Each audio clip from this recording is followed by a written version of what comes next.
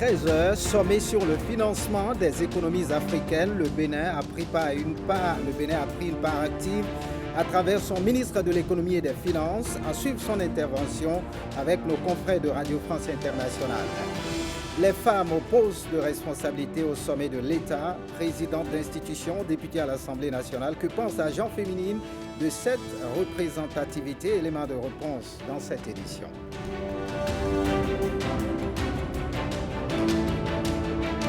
100 ans pour la fête identitaire Novicha, les peuples Hula et Hueda récemment réservent donc de moments de partage et de convivialité. Vous entendrez le vice-président de cette association dans ce 13h. Bienvenue si vous nous rejoignez. On part directement pour Paris où le ministre de l'économie et des finances prend part au sommet sur le financement des économies africaines. Pour ce matin, il a été reçu au téléphone par nos confrères de RFI, Radio France Internationale. Suivez un extrait que nous propose Jérôme Ombo. Les participants au sommet de Paris ont exprimé le souhait que le Fonds monétaire international débloque quelques 100 milliards de dollars pour l'Afrique sous forme de droits de tirage spéciaux. Mais est-ce que ce n'est pas un vœu pieux ? Non, pour nous, il ne s'agit pas d'un vœu pieux parce qu'en réalité, cette proposition d'avoir des ressources nouvelles est celle que le Bénin, par la voix du président Patrice Talon, a défendue dès avril 2020 lorsqu'il a envoyé une note à l'ensemble des dirigeants du G20 ainsi qu'aux dirigeants des institutions internationales telles que le FMI, proposant 3 solutions dont la première étant l'utilisation de DTS pour fournir des ressources nouvelles à nos pays. Je rappelle également que le Fonds monétaire estime que les besoins d'urgence pour l'Afrique d'ici 2025 s'élèvent à quelques 285 milliards de dollars. Donc, espérer 100 milliards sur un besoin de 285 n'est pas un vœu pieux, puisque nous savons très bien que le montant prévu à être débloqué au titre des DTS aujourd'hui est de l'ordre de 650 milliards. Oui, mais il faut tout de même que les pays riches, qui ont ces droits de tirage spéciaux en priorité, renoncent à leur quote-part et acceptent de les réallouer à des pays africains, par exemple. Mais c'est là tout l'intérêt de la solidarité mondiale. Vous savez, la solidarité internationale se manifeste aujourd'hui par la capacité de certains pays de pouvoir donner leur quota de DTS à d'autres pays. Oui, mais ce n'est pas gagné, monsieur le ministre. La France a dit oui, mais les États-Unis n'ont pas encore dit oui, loin de là. C'est pas du tout gagné, mais pour nous, déjà, une partie de la bataille a été gagnée. Parce que rappelez-vous encore, en avril 2020, quand le président Patrice Talon a demandé de réfléchir dans le sens d'attribution, d'allocation nouvelle de DTS, on était les seuls, le Bénin était les seuls à faire ça. Donc aujourd'hui, qu'il y ait unanimité autour de cette proposition est déjà une bonne nouvelle. Et nous sommes convaincus que les pays suivront la proposition française d'aller vers cette allocation. Vous souhaitez que les Américains, les Japonais, tout le monde suive, quoi. Nous souhaitons qu'ils suivent et je rappelle que le Japon a participé au sommet tout à l'heure et n'a pas objecté à ce plaidoyer. Une prolongation du moratoire sur le remboursement de la dette jusqu'à la fin de l'année, est-ce que c'est pour vous une bonne nouvelle ? Nous sommes fidèles à notre position et je me réjouis que la déclaration finale que vous avez certainement reçue ne parle ni d'annulation de dette ni de moratoire. Nous considérons que les questions de dette pour des pays qui ont des situations particulières doivent se traiter au cas par cas, mais s'agissant de solutions pour l'Afrique en général, il y a des solutions que nous considérons qu'il faut privilégier, c'est celle de l'allocation de DTS. Donc pour le Bénin, un moratoire sur le remboursement de la dette, ce n'est pas une priorité, c'est ça ? Non, pour le Bénin, le moratoire de la dette n'est pas une priorité, non. Et pourquoi ? Parce que vous souhaitez pouvoir être toujours crédible aux yeux des institutions financières qui peuvent prêter de l'argent ? Notre logique a été toujours de dire que quand on a durement acquis une crédibilité sur la place des marchés, en période de crise, le premier réflexe, c'est de s'assurer d'avoir les capacités d'honorer ses engagements. Et donc, toutes les solutions qui permettent au pays d'avoir des ressources nouvelles pour honorer les engagements doivent être privilégiées. C'est pour ça que nous nous réjouissons donc de l'initiative d'émission de DTS. Cela dit, il y a des pays qui ont des situations particulières et qui nécessitent de s'asseoir avec les prêteurs, les bailleurs, pour renégocier, rééchelonner les dettes. Et ces situations peuvent exister et nul ne saurait s'opposer à ces situations. Mais par principe, s'il est possible de trouver des solutions pour avoir de la trésorerie nouvelle et être en mesure de toujours honorer ses engagements, il est préférable de partir dans cette direction parce que c'est la direction qui permet de préserver la signature, la crédibilité et la capacité à retourner sur les marchés.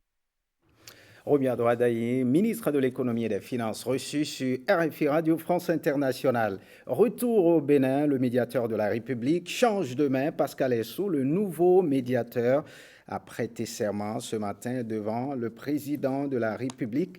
Vous aurez plus de détails sur cet élément dans nos prochains journaux.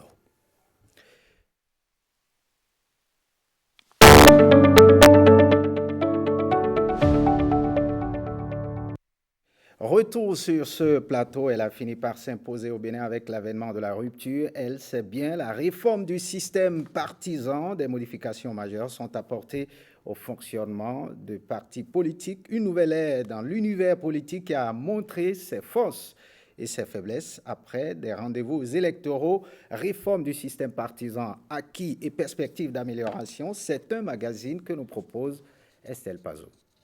Novembre 2019. Dans la foulée de la révision de la Constitution, le code électoral est modifié. L'un et l'autre prévoient désormais de nouvelles dispositions dans la conduite du processus électoral. La réforme du système partisan prend ainsi forme. Une réforme visiblement attendue. Cet appel au changement a rencontré le leadership d'un président de la République qui a fait les mêmes constats. Et c'est de là que la réforme a pris corps et s'est installée. Cette réforme, on attendait il y a très longtemps. La conférence nationale a eu lieu il y a quand même une trentaine d'années, non? Et tous les présidents qui l'ont précédé, aucun n'a eu ce courage de le faire. Bravo, Patrice Talon. Avant la réforme, le Bénin comptait plus de 200 partis politiques, ce que d'aucuns qualifiaient de clubs électoraux. Depuis 1990, aucun n'a réussi à porter à la tête du Bénin un acteur politique. Dès lors, la pertinence de la réforme du système partisan sous la rupture se dessine d'elle-même. À un moment donné, nous avons conservé la forme des partis et le fond n'existait plus. C'était important à un moment donné qu'après 30 ans de vie démocratique, on passe enfin à des débats de fond comme enjeu exclusif d'une élection, plutôt que la distribution d'argent dont personne ne s'interrogeait sur l'origine, sur la moralité, et donc on faisait avec. Le quitus fiscal, le parrainage, le financement des partis politiques, autant de mesures propres à donner aux partis politiques poids et légitimité. Le financement des partis politiques a été une réalité. Et ce financement des partis politiques doit être contrôlé, doit être audité, parce que l'argent public qui servira à financer les partis politiques doit permettre à terme de faire émerger une nouvelle classe politique consciente et patriote et orientée vers les valeurs républicaines. Ensuite, on a retenu le statut de l'opposition, parce qu'un parti qui est de l'opposition et qui a des moyens d'exister ne trouve plus que ce soit un scandale que de rester dans l'opposition. Il pense qu'il a les moyens de travailler. Dans la perspective de la présidentielle d'avril 2021, la réforme du système partisan porte déjà certaines ambitions de départ. On avait un bulletin, disons, de très grande dimension. En 2021, on a eu un bulletin A4. Et il y a eu une économie de plus de 75%. Et vous savez, quand on dit 75%, c'est plusieurs milliards qui ont été économisés. Aujourd'hui, on sait que le deuxième dimanche du mois d'avril de la 5e année du mandat du président de la République, il y a le premier tour des élections. Les objectifs fixés ont été pour l'essentiel atteints. La seule difficulté qu'il faut relever pour le regretter, c'est le fait que la classe politique ne s'y est pas mise totalement dans ces réformes. Pour les acteurs sociopolitiques, certains aspects de la réforme pourront être analysés à l'épreuve du temps ou des contextes sociopolitiques. Ceci afin de la rendre plus pertinente et plus universelle. Autre changement majeur que connaît le Bénin, des femmes à des postes de responsabilité. Le Bénin se démarque de plus en plus. Pour preuve, une femme occupera le poste de vice-président de la République. Des femmes sont présidentes d'institutions, députées à l'Assemblée nationale. En plus, le pays dispose d'un arsenal pour davantage améliorer la représentativité des femmes. Ariane Da Silva nous édifie davantage sur cette avancée qu'a connue le Bénin. Suivez. Nous étions en novembre 2019. Les députés de la 8e législature marquaient l'histoire politique du Bénin à travers le vote de la loi portant révision de la Constitution. Un acte qui a impliqué la suppression, la modification et même la création de plusieurs articles, dont l'article 26. Dans la Constitution aujourd'hui, l'article 26 a été modifié pour permettre de prendre des dispositions spéciales qui permettront d'améliorer la représentation du peuple par les femmes. C'est un geste très fort et c'est un grand pas. L'article 26 de la Constitution a trouvé écho dans le Code électoral à travers plusieurs autres dispositions. Les articles 144 et 145 qui prévoient pour l'article 144 qu'une part des représentants du peuple à l'Assemblée nationale soit réservée à la gente féminine à proportion de 24 sur les 109 qui devront être élus. L'article 145, quant à lui, prévoit que sur chaque liste, au moins une femme doit être positionnée avec une suppléante pour les sièges qui sont réservés. Ça veut dire que dans chaque circonscription, vous aurez le nombre de sièges habituels, plus un siège qui sera un siège typiquement réservé à une candidate, à une femme. Pour en arriver à la prise de ce test de loi en faveur des femmes, il a fallu une réelle volonté politique. C'est le début d'une révolution, c'est la concrétisation déjà d'une révolution. Nous remercions vraiment le chef de l'État. C'est un homme de parole, nous avons confiance en lui, nous savons qu'on va y arriver et que la femme sera célébrée comme cela se doit. Les femmes seront célébrées comme cela se doit, mais pas sans leur implication personnelle. La principale responsabilité que la femme a, c'est juste de venir, d'accord ? De laisser les peurs de côté, d'oublier tout ce qui se dit sur le monde politique, d'oublier les rumeurs sur les rapports hommes et femmes et venir exprimer ses convictions. Que les femmes ne pensent pas que la lutte pour leur émancipation est terminée, mais que cette lutte est permanente. Il y a par exemple en Afrique le cas du Rwanda.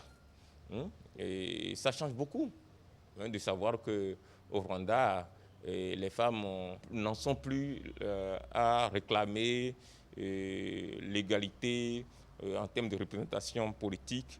Sans doute, la cause n'est pas complètement entendue, mais c'est un pas significatif qui a été fait et on peut, de ce point de vue, s'en inspirer largement.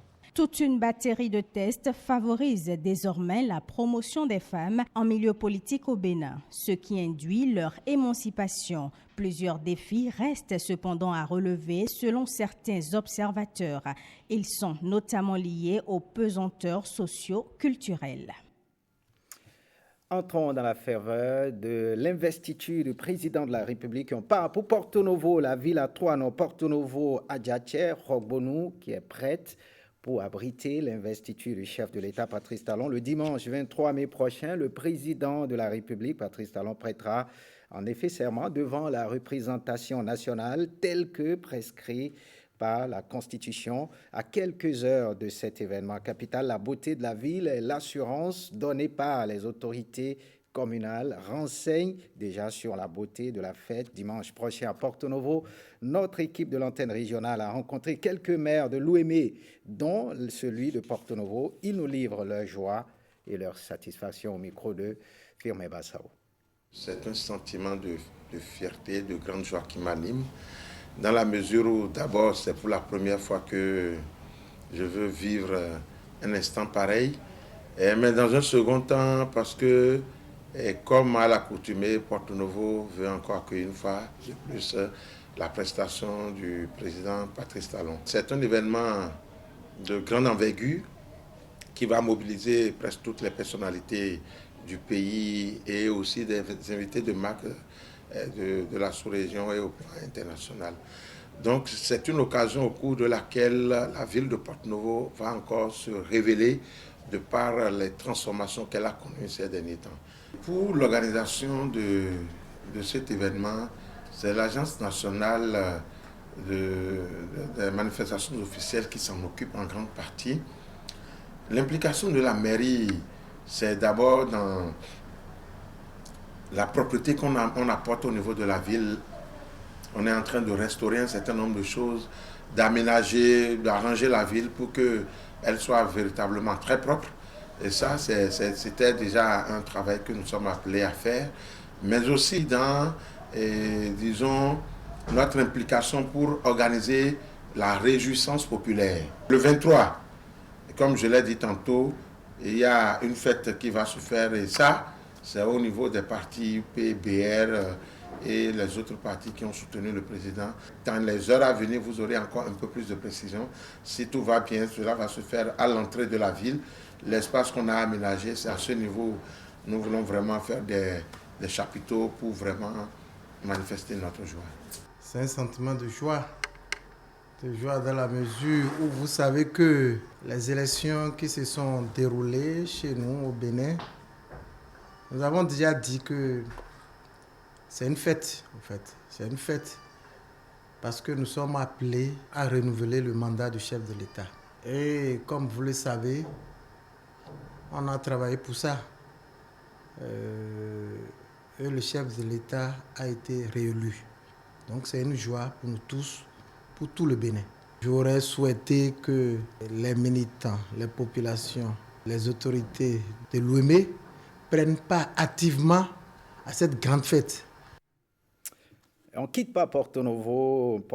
Notre équipe a également pris les impressions des citoyens de la ville sur l'investiture de dimanche au Palais des Gouverneurs. Dans le micro-trottoir que vous allez suivre, ils se disent satisfaits et ils souhaitent un bon mandat au président Patrice Talon. On les suit. Depuis des siècles, c'est toujours Porto Novo qui gagne les investitures des présidents.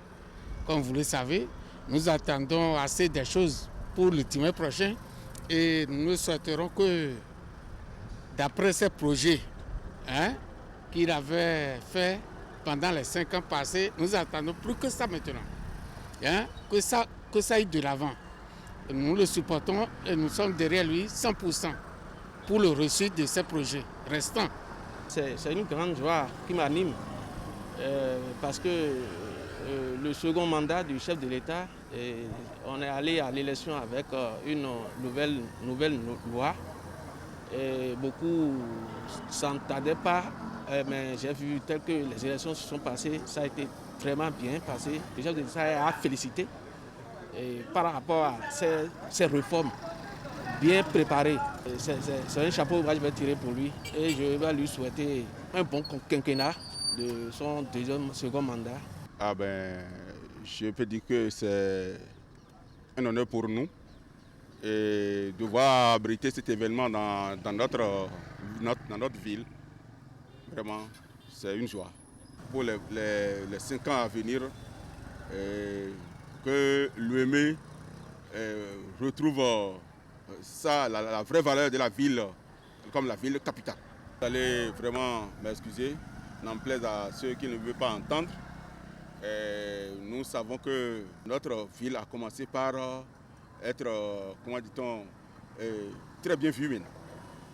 Les routes, les infrastructures que nous sommes en train de voir nous font vraiment plaisir.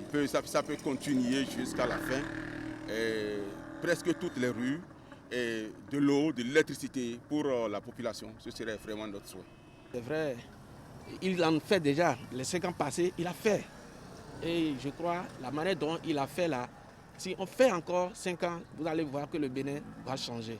Et le Bénin a déjà changé. Allez dans certaines villes, vous allez voir que vraiment on souffrait. C'est vrai que nous sommes en Afrique, mais on souffrait. Et je suis content, et toute la population le dit. Et les temps à venir, bon, le social il a aussi promis un peu de social. Je crois qu'on va espérer tout ça là et ça va être réaliste parce que ce qu'il dit, il le fait. Si on me disait que notre pays, le Bénin, aura un changement comme ça, bon, je dirais non. Bon, par exemple, moi j'ai une moto, je conduis. Avant, sur les voies, bon, on avait les voies dégradées, tout est comme ça. Mais maintenant, là, tout a changé. Tout a changé. Là, il nous a fait des voies. Et pour conduire maintenant, ça nous rend facile. C'est une grande joie pour nous, population de Porto Novo, de l'accueillir ce jour-là. Puisque c'est un président qu'on n'a jamais vu au Bénin. C'est un président à part entière. Donc, il est à féliciter dans toutes ses actions, dans tout ce qu'il est en train d'entreprendre au Bénin. Nous, les étudiants, s'il peut faire créer des petites entreprises pour pouvoir nous embaucher, voilà, ce serait très, très... Parce qu'il y a plusieurs parmi nous qui ont les diplômes qu'ils ont pris pour faire des oreillers à la maison. On ne quitte pas la rue. Patrice Talon, propulsé à nouveau à la tête du Bénin par la magie des urnes, son investiture est prévue pour le dimanche 23 mai prochain. Les Béninois sont-ils informés? Comment se préparent-ils pour vivre cet événement? Quelques réactions au micro de Blaise Adampo et Florence Bossa. D'abord, le 23, là, nous sommes en train de compter ce jour-là du bout des doigts. On est même impatient de voir ce jour parce que c'est une première investiture après les réformes. Nous sommes pressés de voir ce qu'il veut faire de plus que ce qu'il avait déjà fait. C'est une fête, c'est un défi relevé. Et il faut comprendre que l'investiture du président Patrice Athanase Guillaume Talon, pour tout le peuple béninois, c'est un défi qui a été relevé et ça serait une journée festive pour nous. C'est une joie immense parce que ça fait partie de la démocratie au Bénin. Je voudrais d'abord remercier le chef de l'État parce que notre pays aujourd'hui est un arbre de paix et de démocratie avancée. Donc notre joie, comme je l'ai dit, c'est vraiment immense et que nous demandons, nous appelons le Dieu créateur et que notre pays soit vraiment un pays de paix et que la démocratie est avancée et ça continue. Pour moi, c'est d'abord des sentiments de joie parce que les oiseaux de mauvais augure ont eu à prôner tellement de choses que le peuple a commencé à ne pas, je ne dirais pas ne pas croire, mais à hésiter. Et Dieu merci, Paris est gagné. Nous avons eu un très fort taux de participation et donc c'est des sentiments de joie qui m'animent. On est très content de cette date-là qui tient à cœur à tous les Béninois. On attend impatiemment vraiment cette date parce que nous savons très bien que notre cher président de la République va prendre service encore pour ses actions qu'il menait depuis 5 ans. C'est une fête, hein. Il faut que nous souhaitons tout le monde et toute la population quand même si l'invitation est limitée, au moins que tout le monde quand même soit prêt avec l'équipe de l'RTB, que nous puissions suivre en direct. Je ne sais pas si avec ce temps, on va permettre à ce que nous soyons là et festoyer, puisque nous avons dit qu'au Bénin, les élections, c'est des séances de fête. Nous, on a envie de participer à cette fête. Je ne peux pas vous dire où est-ce que je serai. Mais ce qui est certain, c'est que je suivrai de très près l'investiture du président de la République.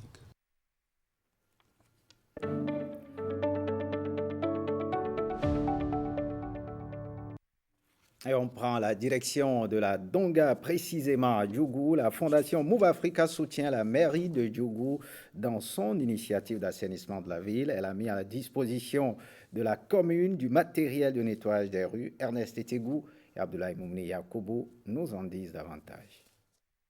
Pour Djougou Ville Propre, la fondation Move Africa effectue une double action. La remise du matériel de nettoyage à la mairie et la participation à une campagne de salubrité sur les grandes places publiques. Move Africa s'inscrit dans la dynamique du conseil communal de Djougou. Nous avons su que le maire de la ville de Djougou, dès sa prise de fonction, s'est engagé pour rendre la ville de Djougou propre.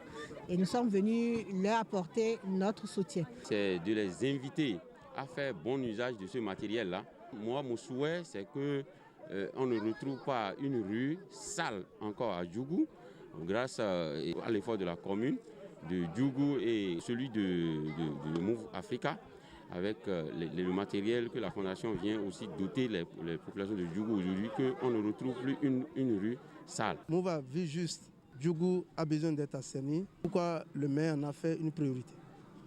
Aujourd'hui, l'appui considérable que nous avons reçu nous permet de poursuivre et d'espérer faire en sorte que d'ici quelques mois, que Djougou compte parmi les villes les plus assainies du Bénin.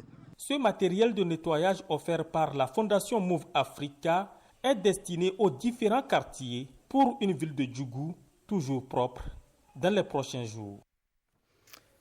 Autre actualité dans ce 13h, une vingtaine d'acteurs culturels béninois prennent part à une séance de formation aux techniques d'inventaire du patrimoine culturel et immatériel. L'objectif visé est de permettre à la disposition et de mettre donc à la disposition du pays des acteurs capables de répertorier sur l'ensemble du territoire national un inventaire du patrimoine culturel immatériel. La formation se déroule à Boycon. Suivez le reportage de Enoch Onkwati.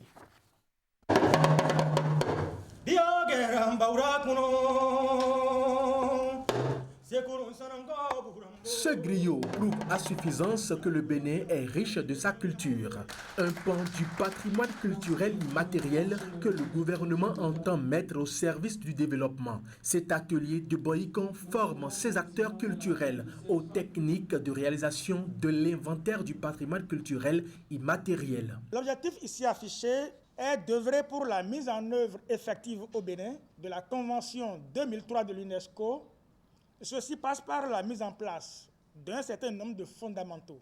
Au terme de cet atelier, le Bénin disposera de nouvelles ressources humaines capables d'inventorier convenablement son patrimoine culturel immatériel. On est là à former les acteurs béninois aux techniques d'identification et d'inventaire des éléments du patrimoine culturel immatériel. On peut rassembler tout ce qui est de l'ordre du savoir, de la connaissance endogène de nos communautés, tout ce que les différentes générations ont généré comme savoir, comme savoir-faire et comme savoir-être. Vous comprenez donc pourquoi depuis 2016, plusieurs chantiers patrimoniaux voient le jour dans notre pays, qui constituent des initiatives heureuses du président Talon qui a compris que là où les autres présentent de l'or, nous pouvons présenter ce que nous avons de plus cher. Cet atelier se tient sur 5 jours. Il va sans doute déboucher sur l'inscription de nouveaux éléments sur la liste du patrimoine culturel immatériel. Et pour les 100 ans de Novicha, outre les manifestations qui ont déjà eu lieu, les journées du vendredi et du samedi d'avant le jour J seront bien remplies. C'est du moins ce que nous explique Germain Ongponou.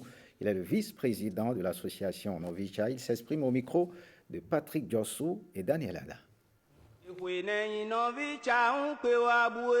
La fête elle-même étant le 23 mai, il y a d'abord la journée du 21 mai qui est consacrée aux religieux endogènes. C'est toutes les populations de Adame, Azime, Agbanakin, Hunkunu, Avlo, Heve, Gbehwe, qui vont venir à la place Novicha pour jouer le Azandro autochtone. Il y aura la prière d'ouverture pour implorer la clémence de Dieu pour que tout se passe bien. Maintenant, la journée du samedi 22 va être consacrée à la pose de la première pierre de la place que nous avons consacrée comme la place du centenaire. Et nous remercions les autorités communales au passage qui nous ont attribué cet espace-là. La pose de la première pierre, nous allons revenir à la place Novicha pour la montée des drapeaux du Bénin, du drapeau de Novicha, exhibition des hymnes du Bénin, des hymnes de Novicha, et à la suite, nous allons procéder à la chorégraphie du centenaire par les jeunes et on va terminer la journée par la remise des distinctions honorifiques pour tous nos présidents, fondateurs, fédéraux qui ont fait quelque chose pour Novicha. Nous en avons près de 150 à honorer ce jour-là. La journée du dimanche, c'est le clou, c'est la cérémonie officielle. Ça commence par la messe catholique. Cette messe-là, pour la deuxième fois, va se dérouler non pas à l'église de Grand Popo, mais sur la place sud de la place de Novicha. Et nous remercions l'évêque qui a bien voulu nous accorder cela. Fin de ce journal. Merci de l'avoir suivi. Retrouvez tout à l'heure l'information à 16h30. À 19h, le JT des régions. À 20h, Oziasso Nouveau intervient pour le point complet de l'actualité. À 23h30, Ariane Da Silva reprend ce fauteuil. Bonne suite des programmes sur l'ORTB, notamment à vous tous qui nous regardez à Corontiès, dans la Takora, dans la commune de Bukumbe. Bonne suite des programmes sur l'ORTB.